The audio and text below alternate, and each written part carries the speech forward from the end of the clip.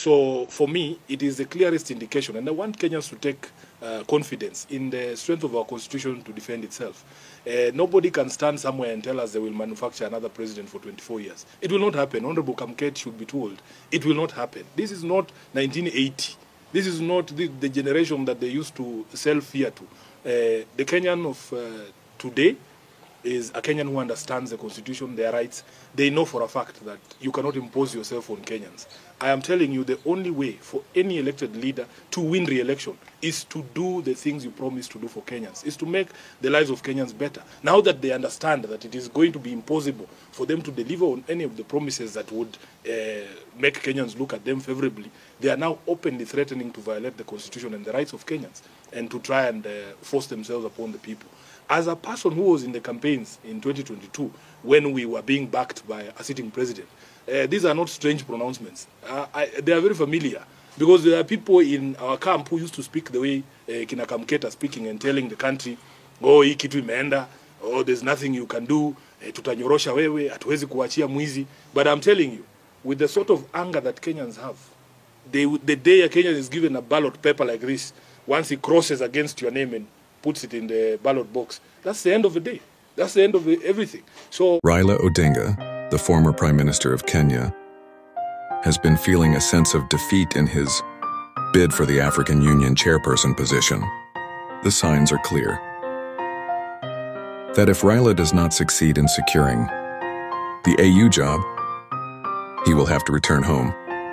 This realization has also raised concerns about his future political endeavors, particularly his inability to support William Ruto in the 2027 presidential election if he loses the A.U Chair job.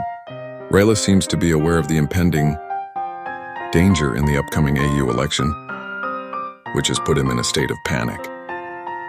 As a result, his inner circle handlers have released a statement instructing members of his party, the Orange Democratic Movement, ODM, to refrain from supporting other political parties. The shift in stance is quite significant, as ODM members have previously promised to support Ruto's political ambitions. The Secretary General of ODM, Edwin Sifuna, has made statements suggesting that President William Ruto is destined to lose the 2027 general election, even with ODM support. I thank you, Honorable Party Leader. So this is the statement of the Central Committee meeting of 10th January 2025. The ODM Central Committee has had its first meeting of the year this morning, chaired by His Excellency Professor Peter Anyang' Nyong', the acting party leader. On behalf of the committee and the entire party, we take this opportunity to wish our members and all Kenyans a happy new year. As you all know, 2024 was a difficult year, and we pray and hope that 2025 will be kinder to all of you. This year, the party will be reaching a significant milestone, celebrating its 20th year of existence. This is also the year that the Africa Union Commission will decide on its next chairperson, and we continue to wish our party leader, whom as you know is contesting the seat, all the best in his quest. We have no doubt that he will bring it home for all Kenyans and for Africa. Given the significance of the year ahead, we want to assure our members and the public at large that ODM shall remain a force for good. We shall remain the foremost defender of democracy with all its attendant freedoms and full participation of the people, transparency, good governance, justice, fairness, and equity. These are the values upon which this party was founded and must remain our guiding star in all engagements with issues affecting the people. We call on all our members to remember that ODM remains a distinct political party in competition with all others to win power by democratic means. To this end, we must all be guarded in pronouncements on the future of the party and particularly refrain from beating the drums of our competitors. We must continue to strengthen ourselves in preparation for the battles ahead. Following the largely successful grassroots elections in November at all polling units in all the 47 counties, the party received 41 appeals. The cases have been reviewed for merit, with most of them being found to be frivolous. A total of 6 appeals were found to be supported by evidence and will be proceeding to hearing before the party's appeals committee. The Central Committee has therefore this morning seconded His Excellency Abdul Swamad Sharif, the Honorable Rosa Buyu and the Honorable Abdisalan to be members of the Appeals Committee for purposes of those 6 appeals. Upon conclusion of this process, the National Elections Coordinating Committee shall be announcing dates for elections at ward, constituency and county levels. The party congratulates all those elected in the various positions and has directed the NECC to issue certificates to successful candidates who fully complied with the rules, including the requirement of payment of fees. Bid for the African Union chairperson position. The signs are clear that if Raila does not succeed in securing the AU job, he will have to return home. This realization has also raised concerns about his future political endeavors, particularly his inability to support William Ruto in the 2027 presidential election if he loses the AU chair job. Raila seems to be aware of the impending danger in the upcoming AU election, which has put him in a state of panic. As a result, his inner circle handlers have released a statement instructing members of his party, the Orange Democratic Movement, ODM, to refrain from supporting other political parties. The shift in stance is quite significant, as ODM members have previously promised to support Ruto's political ambitions. The Secretary General of ODM, Edwin Sifuna, has made statements suggesting that President William Ruto is destined to lose the 2027 general election. Even with ODM support, Sifuna can only make such claims if given permission by Raila himself. We are aware there are court orders in place stopping the empanelment and want to urge the judiciary to expedite the resolution of these cases as a matter of national urgency.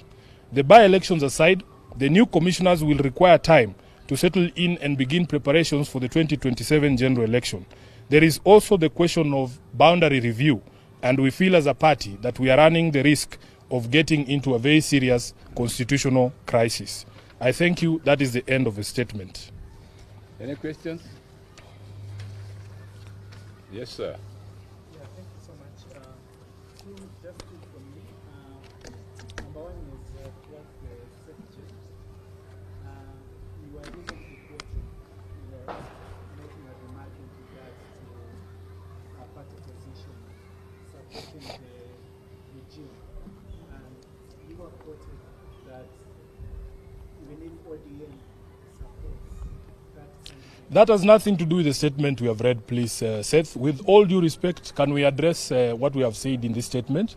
We have made it clear here in the statement that all our members, the SG included, must be guided in the remarks regarding 2027 and that we exist as a political party independent and ready to battle it out for power with all the other existing political parties. I think that should be sufficient. Yes, Eric. Yes. Two?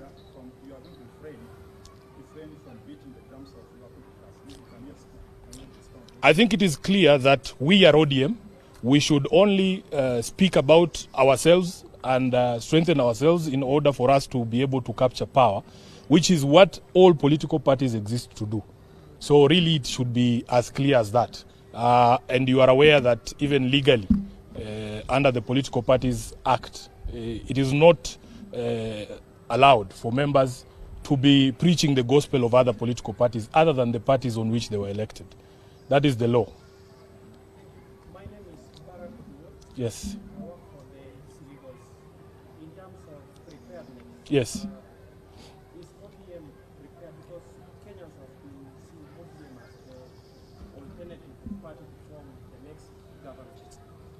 In terms of your preparedness for the 2027 election, are we seeing ODM producing a presidential candidate? I think part of what we have addressed here and what we began last year with the grassroots elections is part of that strengthening process. We are very proud. We received a report from the National Elections Coordinating Committee that right now, if they showed you the database, ODM has now committees in place in all the over, how many, 39,000 polling centers, which is one of the ways in which we are strengthening ourselves. We need to have a solid grassroots presence. And as I've said, once the process of appeals is done, we will be moving to elections at the ward, constituency and county level. We want to have a full team in place so that we can be able to take on the challenges that will come ahead of us. I think that should be sufficient. Yes? Yes. Yes.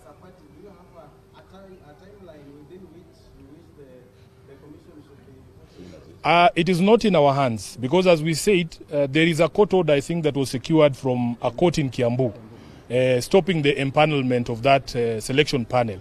What we have urged in our statement is that the judiciary now needs to consider this a national emergency and make sure that they resolve those cases as quickly as possible. In fact, the Chief Justice should give priority to those cases so that we can be able to resolve all the questions and have a panel in place, as we have said, because these commissioners who will come in will require time to settle in and to acclimatize and to also get the preparations for that election of 2027 going. Thank you very Asante much. sana, Mungu awabariki. Further reinforcing the notion that Raila is sensing danger. During an interview, Sifuna emphasized that it is the president's popularity, not the number of leaders backing him, that will determine his success in the upcoming election. Sifuna also clarified that ODM has no formal agreement with the United Democratic Alliance, UDA, regarding the 2027 elections. Sifuna's remarks highlight the importance of delivering on campaign promises. Regardless of political alliances, if Ruto fails to fulfill his pledges, it will cost him the presidency. The people have clear expectations of their government. And if those expectations are not met, popularity and support will not be enough to secure victory. In conclusion, Raila Odinga's sense of defeat in the AU chair election has put him in a state of panic. This has prompted him to rebrand himself and ODM to prepare for any eventuality that may arise from his potential loss. The statements made by his inner circle handlers, as expressed by Sifuna, reflect Raila's intentions and concerns. Only time will tell if Raila's fears will come to fruition, but for now, the political landscape in Kenya remains uncertain. Speeches from some of the leaders that you've mentioned. And of course, I saw what the Honorable Kamket said, and also the Honorable Oscar Sudi. The truth is that we know now that they understand that this thing, it is irreversible now. The damage that this government has done to its own reputation is irreversible. They know that there is very little that can be done between now and 2027 to reverse the fortunes of this regime. So you can see that they have become irritated, agitated. The young Kenyans on social media have succeeded in getting under their skin. If you go to a function and speaker after speaker is only talking about social media and curtailing the freedoms of the young people, lecturing us about respecting other people, and yet these are some of the vilest politicians on the mic. They themselves cannot show you the respect that they want other people to show them.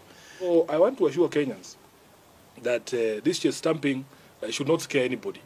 Just come out and express yourself. Speak, because these constitutional freedoms that we enjoy, they were very hard fought. They were fought for by blood and sweat. You know, you can see that there's a lot of nostalgia from the old Kanu Hawks to go back to those days where you could just abduct someone and throw them into a prison without trial. But at least that was the law then. It was legal. There was a law that backed that detention without trial.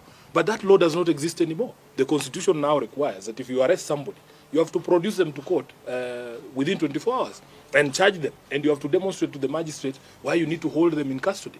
The reason why they are abducting these young people is because there is no law that exists that says you cannot insult a leader. There is no law that says that you cannot insult the president.